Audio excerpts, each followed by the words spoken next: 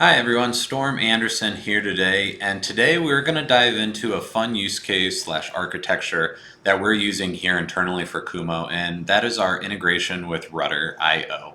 And so Ruddr.io is what we use for all of our project management, time tracking, invoice generation, and it's really just a fantastic tool that we've been using for a couple years now. And so it's been a huge kudos to the team because not only is it a stable software, but they've been continuing to really invest in the integration points and just continue to expand functionality. So what we're going to dive into today is how we actually went about starting to integrate with their API and how we started to bring time entry data into our Dataverse environment. And so typically, I'll pull up my Power Platform page here.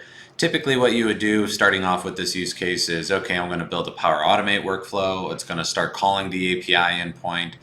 There's certainly other mechanisms that we can go through, but in the world of Power Platform, really Dataverse, one of the tools that can sometimes be very underutilized, I would say, is the ability to create a data flow.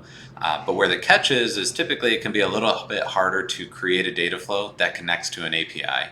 And so what we're going to do today is do exactly that using Ruddr API's endpoints. So I'm going to create a new solution, and we're just going to call this Ruddr Dataflow solution. Nothing too fancy there. I'll give it my publisher. And now we have our new solution.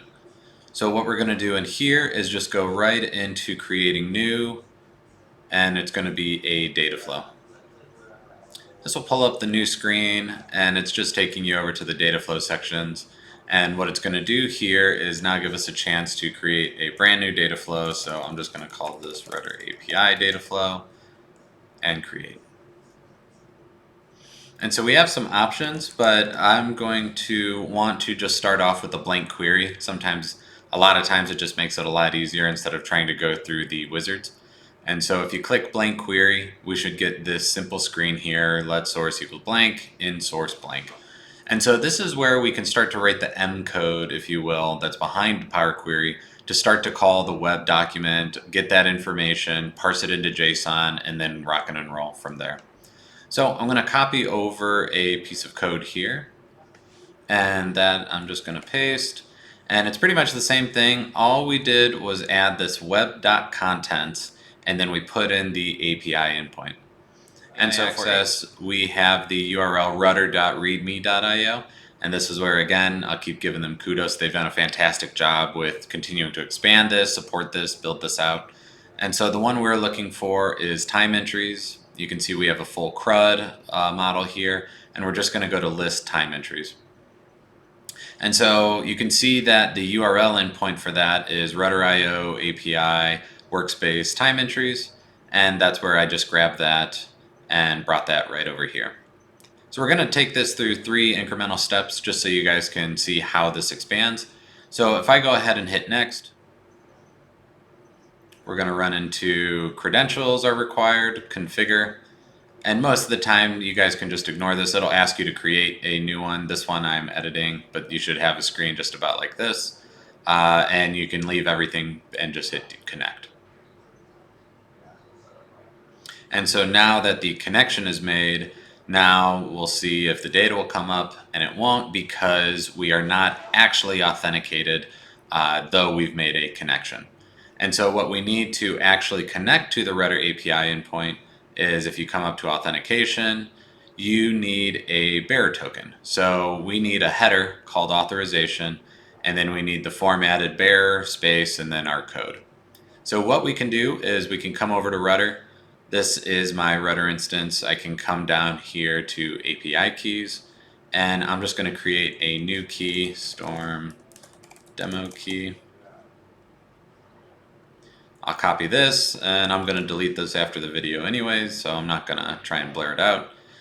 And so let's come back over to our query, and we don't have to configure anything. Let's just go straight to Advanced Editor here, and let's pull this back up.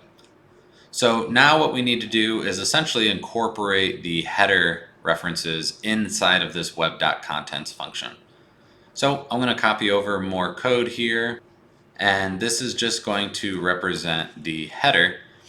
And how we do that is we're just calling it header equals This format you'll see is bracket, hashtag, and then we're putting the accept one just so that we can declare that it is application JSON. And then the other one is right here. It's the same thing, hashtag and double quotes authorization equals this empty space. And so what I'm going to do is I'm going to say bearer, and then I'm going to paste that code so that now you can see our authorization header is set. So now that we have a variable in this context called header, let's go into web content. And the formatting of this is a little quirky, but essentially we need to create brackets again, and we're going to say header equals header. Nope, excuse me, actually this is headers equals header, and header is the name there. Okay, so let's hit OK again.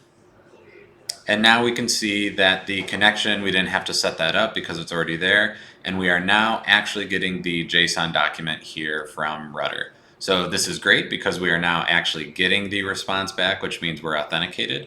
Now we just need to start parsing this return or response. So one more time, let's go back to Advanced Editor. And right under source, now what we can do is let's create one more reference, and we're going to say JSON document equals JSON.document, and we're just going to pass in the source body like that. And so then I'll just, rather than this being in source, let's just make sure to change this to JSON document and hit OK. Oops. Since these are parameters, we need to make sure to put a comma after it. So comma JSON document equals same thing there. Hit OK. And now we can see that our query is actually bringing back results. And so this is great because one, we don't have to necessarily go back to the Power Query, the M language, though we can. But everything now can now start to be integrated, or just rather you can start to work against it here just by navigating through these properties. So results, we're just going to click on that, and we'll see that that opens up a list. This is now a list of records. But a list needs to be converted to a table so that we can actually start to build out the schema. So we don't have a delimiter. This is just JSON, so you can leave it as none. Show as errors is fine. Hit OK. And now we have a table with records. And now this allows us to actually expand this. So you should see this little icon. If you hit that, you'll see that this is actually a expansion step, if you will. And now we can see the schema that's actually coming from Ruddr itself. So I'll hit OK. And there we go. Now we have our columns. So there's a little bit of cleanup we want to do. Almost everything is coming over exactly as we want it, which is great. But you'll see that some of the schema steps here aren't necessarily handled. So let's just do that one first. So date is coming back exactly as we want, but we want to format it as a date. Minutes is coming back as well, but right now everything is pretty much defaulted to a string. So let's make this a whole number. We're going to delete this time started at, but one convenience of, and maybe this is just my own OCD, is that as you do the same type of action at the same step, you'll see that this change step is now just accommodating each individual schema change. So if I change created at here to date time, you'll see that it incorporates it right into the same step. Whereas if I do something else and then there's a different step, it's just going to continue to create additional steps, and I just prefer to keep it cleaner. Role we do not have set in our data set, or at least we're not using it in our development environment, though you certainly could. The other things you'll see here is that these nested, or rather these additional schemas, lookup columns, whatever you want to call them, are records still. So in this case, we do want to expand these. And this is an example, at least for my own preference, where I will include the original column name, just so that we know what is the hierarchy of where those references are. We have a lot of ID fields, so knowing that it's project ID, project name, I think makes sense in this term.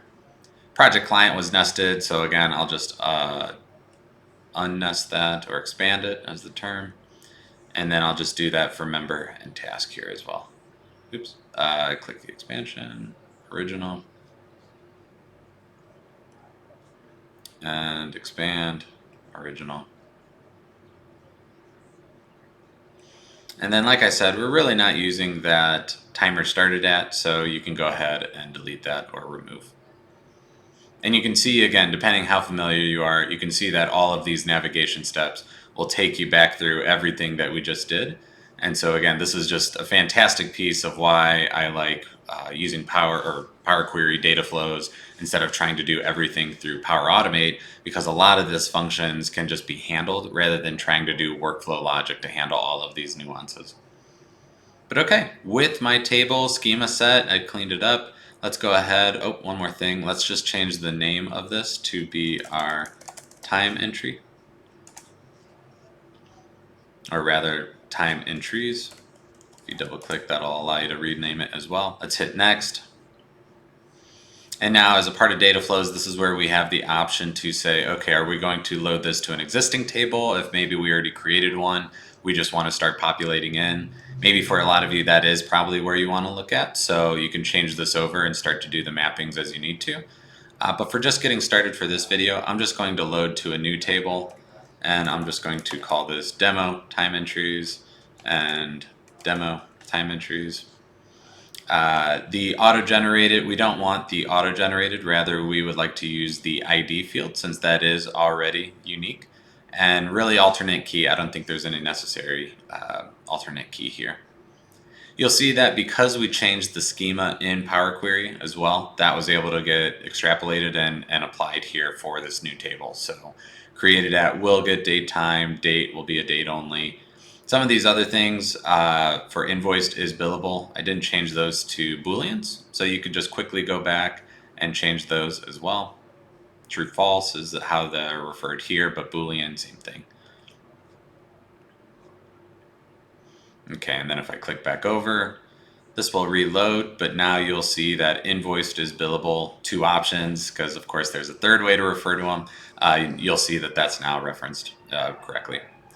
The rest of these I will change just over to a text because I don't want notes. I will leave multi-line, but the rest of this I think makes more sense as text just in terms of what it is and what it's going to be. Again, this is all just subjective to how you would prefer to really set your schema up for the future. All right, but once you're done, you can hit next. And you could make this, these are the refresh settings. You could set up the automatic refresh schedule, and we'll get into that in later videos. For now, I'm just going to leave this as refresh manually, and I'm going to go ahead and publish.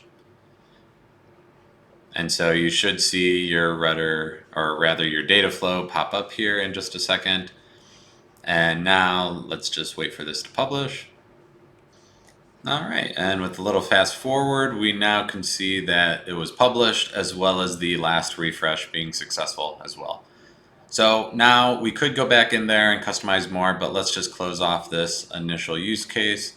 So we'll go back to our solution, and even though it's wanting to take a second, we now see our data flow in here, which is great. Let's go ahead and add that existing table, even though it's a new table, and that was just the demo time entries. Here it is right here. I'll hit next, include all objects. And now I can start to go in and try and manipulate the form and the views and all that. I can also just see here in the quick editor that we do have those entries coming through. And if I start to bring in some of these other columns, member, let's just go member name, minutes. We'll go as project here, project name. We can now see if we scroll over that this was Storm, the number of minutes, what the project was, and now we have our data coming through. So all right, that is just our initial getting the API calls going and getting that data coming in. In the next video, we'll definitely look to expand that with not only looking at just these 10 entries, which is just how the API defaults, but we're actually going to expand it to start to query thousands, hundreds of thousands, potentially, time entries through this process and set up a refresh cycle so that we can now have the data flowing in always and forever. All right, thanks so much, everyone.